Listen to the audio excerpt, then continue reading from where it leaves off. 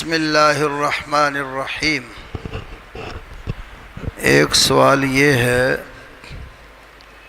کہ سیدنا علی رضی اللہ تعالی عنہ کو ہے تو انہیں مولا کیوں کہا جاتا ہے؟ بعض مولا ایک کائنات بھی کہتے ہیں۔ تو یاد رکھو لفظ مولا یہ لفظ ولی سے بنا ہے، تو ولی دوست کو کہتے ہیں۔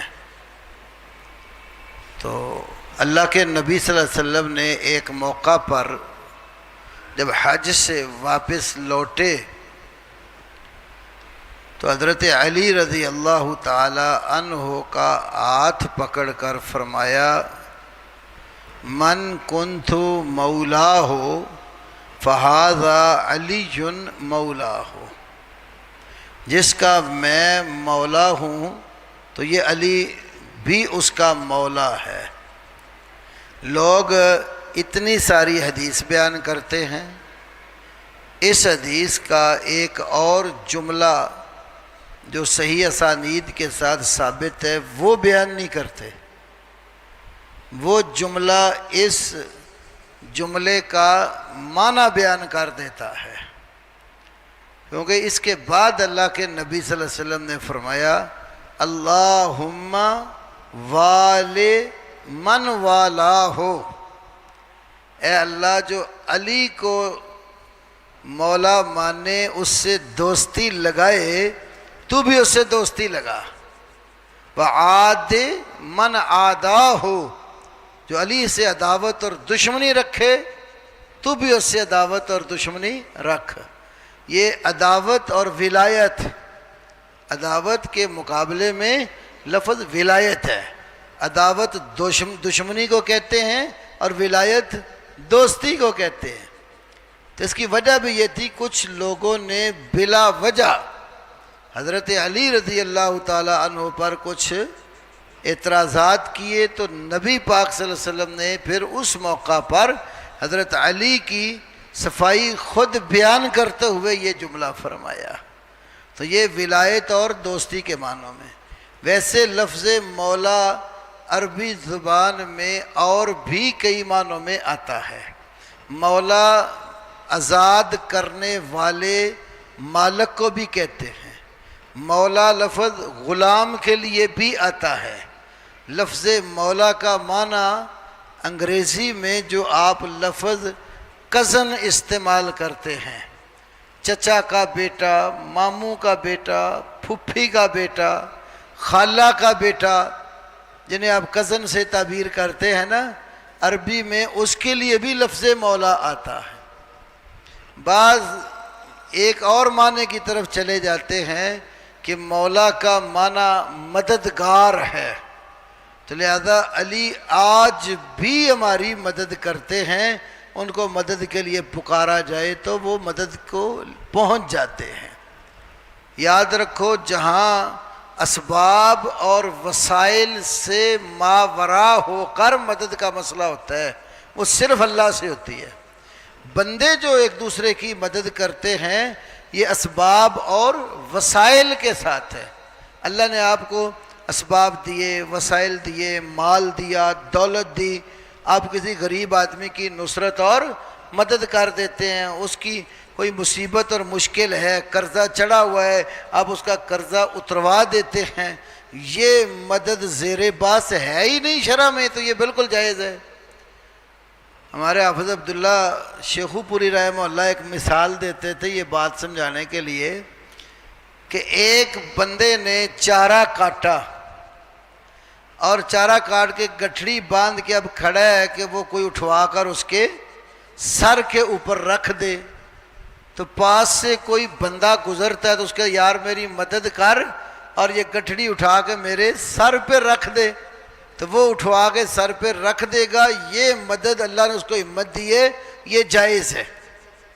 اب وہی گٹھڑی باندھ کر کسی قبرستان میں رکھ لے اور جو قبر میں مدفون ہے اس کو کہ اٹھوا کے میرے سر پہ رکھ، تو یہ نہیں ہوگا کہ یہ اسباب سے ماورا ہے، وہ فوت ہو چکا ہے، دنیا سے گزر گیا ہے، اب اس کا دنیا میں کوئی معاملات میں دخل نہیں ہے۔ تو اگر مولا بمانے اس طرح کی مدد کے ہونا تو ایک واقعہ پھر ذہن میں لے آؤ۔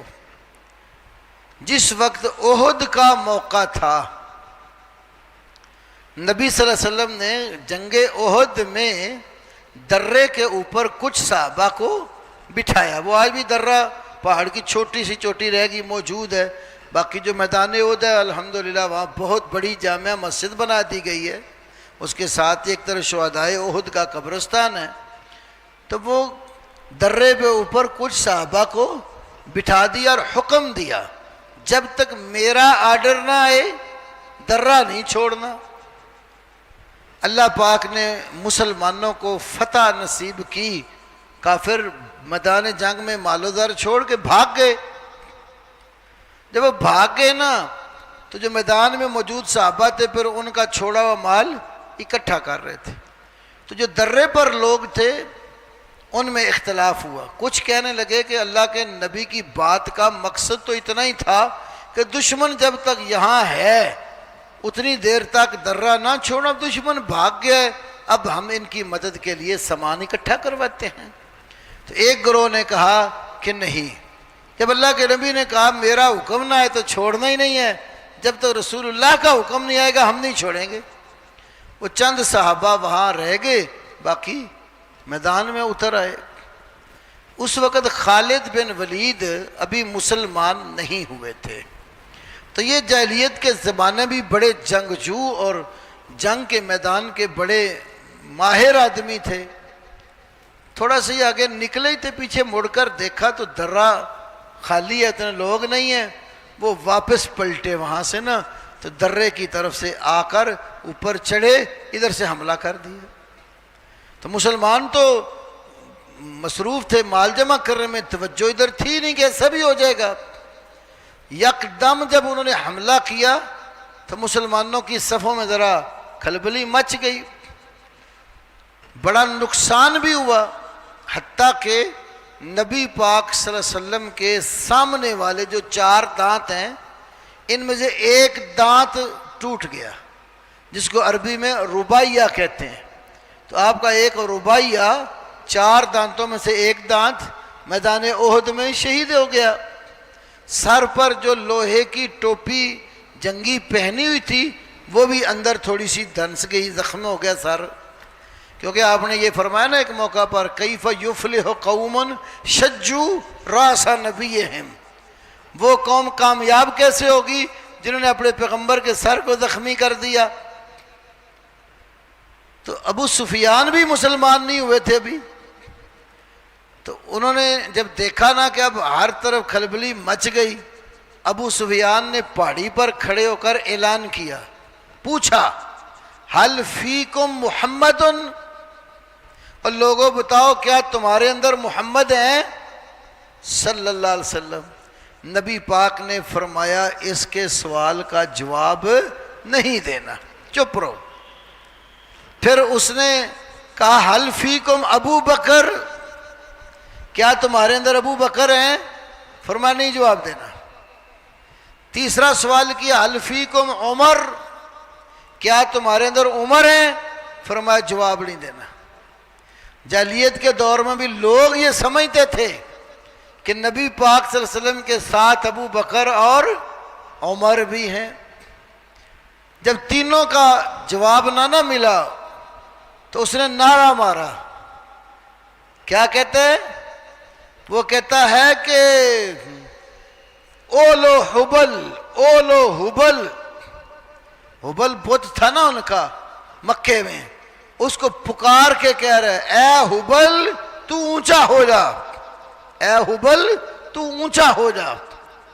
اب یہ تھا شرکیہ نعرہ کہ احد میں کھڑے ہو کر جو بت اپنا مکے میں رکھا ہوا ہے اس کو مخاطب ہو کر کہہ رہے۔ اللہ کے نبی نے توحید کی بات آئی پھر تاخیر نہیں کی، فرمایا عمر اس کو جواب دے، اللہ اعلی و اجل، اللہ اعلی و اجل، سب سے اونچا اور جلیل القدر ہمارا اللہ ہے۔ پھر اس نے کہا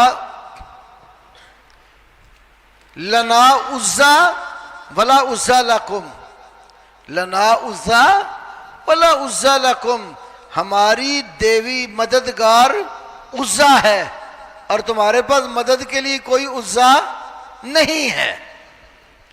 اللہ کے نبی صلی اللہ علیہ وسلم نے اس موقع پر کیا فرمایا؟ اللہ مولانا ولا مولا لکم، اللہ مولانا، اللہ ہمارا مددگار ہے، ولا مولا لکم، تمہارا کوئی مددگار۔ آپ بتائیں کیا حضرت علی عہد میں تھے کہ نہیں تھے؟ علی عہد میں تھے رضی اللہ تعالی عنہ۔ تو اس موقع پر جب مدد کی بات تھی تو کیوں نہیں کہا علی مولانا ولا مولا لکم؟ تم عزا کی بات کرتے ہو، ہماری مدد کے لیے علی ہیں، تمہارے پاس کوئی مددگار نہیں ہے؟ یہ نہیں کہا۔ جب مدد کا مسئلہ تھا تو کیا فرمایا؟ اللہ مولانا ولا مولا لکم۔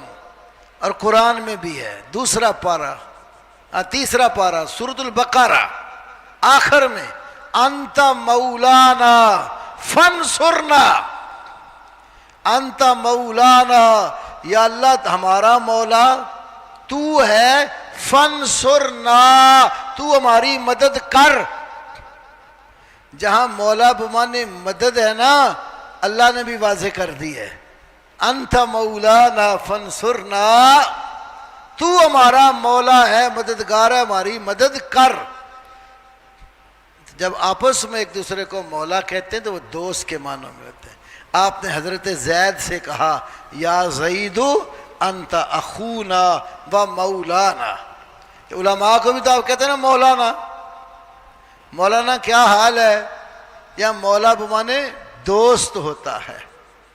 تو اس لیے دوستی کے معنوں میں حضرت علی بھی مولا ہیں، اللہ کے پیغمبر تمام ایمان والوں کے دوست ہیں، پیغمبر بھی مولا ہیں، ملائکہ تمام ایمان والوں سے محبت کرتے ہیں، فرشتے اور جبریل علیہ السلام سمیت سب مولا ہیں، اور مومن بھی ایک دوسرے سے پیار کرتے ہیں، ہر مومن دوسرے مومن کا مولا ہے۔ سورہ تحریم دیکھو قرآن میں، فَإِنَّ اللَّهَ هُوَ مَوْلَاهُ وَجِبْرِيلُ وَصَالِحُ الْمُؤْمِنِينَ۔ اللہ نے کہا نبی پاک سے کہ نبی پاک کا مولا اور دوست اللہ بھی ہے، جبریل بھی ہے، وَصَالِحُ الْمُؤْمِنِينَ، نیک ایمان والے بھی مولا ہیں۔ تو ہر مومن دوسرے مومن کا مولا بمانے دوست، مولا بمانے محبت کرنے والا، اور جب اسباب سے ماورا ہو کر مدد کے لیے مولا ہے وہ انت مولانا فانصرنا۔ یہ فانصرنا کا اگلا لفظ ساتھ ہی بتاتا ہے مدد کے لیے وہ اللہ مولا ہے۔